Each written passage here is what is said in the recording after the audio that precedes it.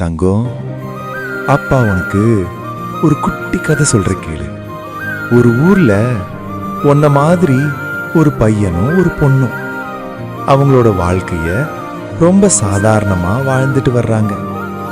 அம்மா, அப்பா, அண்ணன், தங்கச்சி, சொந்தக்காரங்க, நண்பர்கள்னு சிரிப்பும் சந்தோஷங்களும் நிறைஞ்சிருந்துச்சு.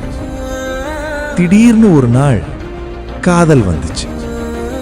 அழகா போயிட்டு இருந்த வாழ்க்கையில அந்த ஒரு முகம், அந்த ஒரு குரல், அந்த ஒருவருடைய வருகை, அவர் ஒருவருக்காகவே மொத்த அன்பும் என்பது போல அந்த காதல் அவர்களோட உலகத்தையே மாத்தி வச்சுது.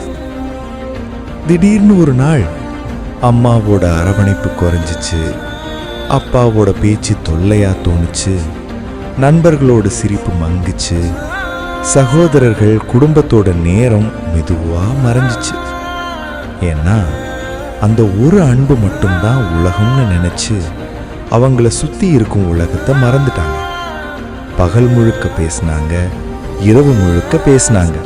இப்படி வாழ்க்கைய முழுக்க அந்த ஒருத்தரோடையே கட்டி போட்டாங்க. ஒரு நாள் அந்த காதல் கல்யாணமா மாறிச்சு. தூரத்திலிருந்து பார்த்த அந்த காதல் பக்கத்துல வந்து நிக்குது. அந்த அன்பு, அழகு எல்லாம் பழக்கமா மாறிச்சு. இடைவிடாது பேசிய நேரம் மறந்து அவர்களின் சில வார்த்தைகள் காயப்படுத்த ஆரம்பிச்சது.